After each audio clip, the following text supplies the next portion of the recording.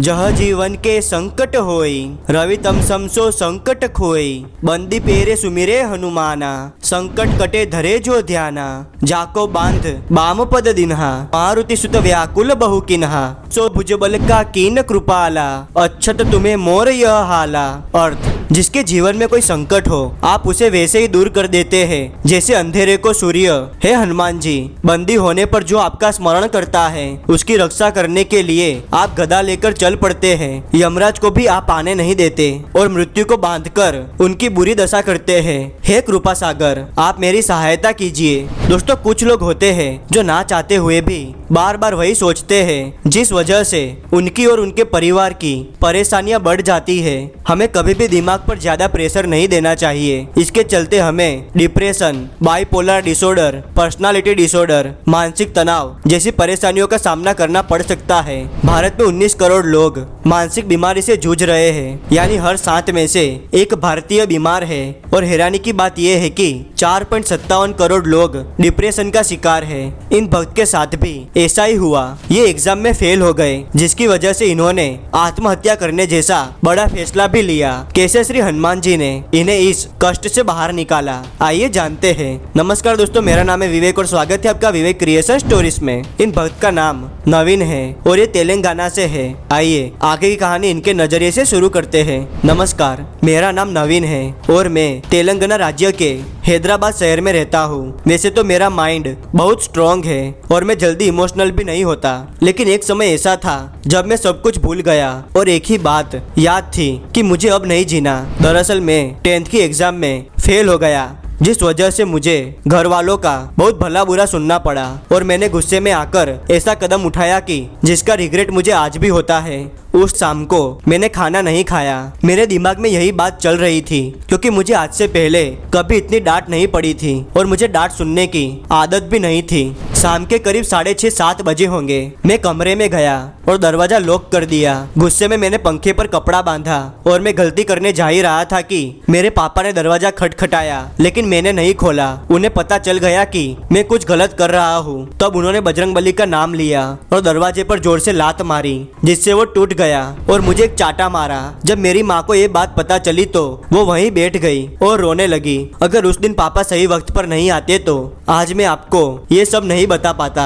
लेकिन ये सब वहीं खत्म नहीं हुआ। उसके बाद मैंने और 2 बार खुद की जान लेने की कोशिश की। पापा ने जब मुझे हॉस्पिटल में दिखाया तो डॉक्टर ने कहा कि ये कोई बीमारी नहीं है, ये डिप्रेशन है, जिस वजह से कई बार व्यक्ति ऐसे कदम उठा लेते हैं जिसका कोई सोच भी नहीं सकता। हर व्यक्ति अलग सोच रखता है और हर किसी का दिमाग अलग काम करता है। आपको इसके मन से फेल होने का गिल्ट निकालना पड़ेगा, तभी ये ठीक हो सकता है। मेरे पापा श्री हनुमान जी के भक्त हैं। वो मुझे दूसरे दिन सुबह श्री करमन घाट हनुमान मंदिर ले गए। वो मंदिर बहुत ही चमत्कारी है। इस मंदिर से औरंगजेब भी डर से कांप गया था। वो मुझे प्रभु के समक्ष ले गए और मुझसे प्रभु के सामने वादा कराया कि मैं दोबारा कभी भी ऐसा कदम ना उठाऊं जिससे दूसरों को और मुझे परेशानी हो। पापा के फोर्स करने पर मैंने वादा कर दिया, लेकिन तब से मेरे साथ एक चमत्कार होने लगा।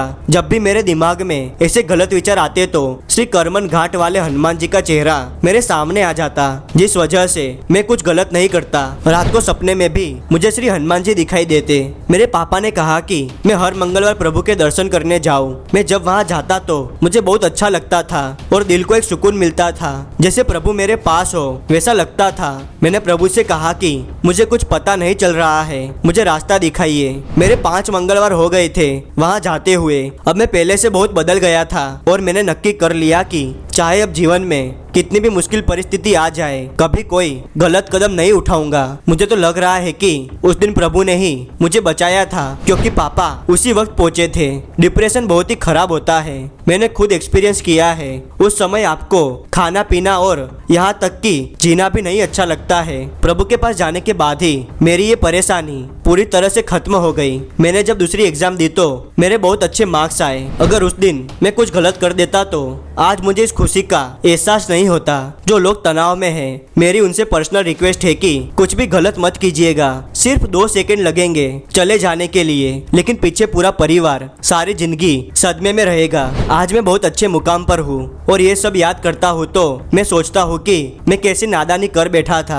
आज भी मैं श्री हनुमान जी के दर्शन करने जाता हूँ, क्योंकि जब मेरा बुरा वक्त चल रहा था तब मुझे प्रभु से बहुत हेल्प मिली थी। तो अच्छे वक्त में हमें जरूर उन्हें याद करना चाहिए। मेरे एक दोस्त है जिनकी लाइफ में भी बहुत परेशानी चल रही थी, तो मैंने उन्हें श्री हनुमान चालीसा पढ़ने के लिए कहा और प्रभु की शरण में जाने के लिए कहा। आज उनकी लाइफ भी अच्छी चल रही है और वो जब भी मुझसे मिलते हैं तो मेरा धन्यवाद करते हैं। लेकिन धन्यवाद तो हमारे प्रभु का होना चाहिए, यह सब उनकी ही कृपा है। आज जब भी कोई विचार मुझे याद आते हैं तो श्री हनुमान चालीसा पढ़ते ही सब ठीक हो जाता है। मैं ये तो नहीं कहूँगा कि आपकी जिंदगी से सारी कठिनाइयाँ चली जाएगी, क्योंकि कठिनाइयाँ तो जिंदगी का सार है। स्वयं प्रभु श्री राम जी को भी कठिनाइयों का सामना करना पड़ा था, तो हम तो मनुष्य हैं, लेकिन इससे आपको सहायता जरूर होगी, ये मैं यकीन से कह सकता हूँ। जय श्री राम। दोस्तों, आप जब मुझे अपनी कहानी बताते हैं, चाहे आप मुझे मैसेज करें या वॉइस रिकॉर्डिंग भेजें, उसके साथ हो सके तो उस मंदिर की क्लिप जरूर भेजिएगा,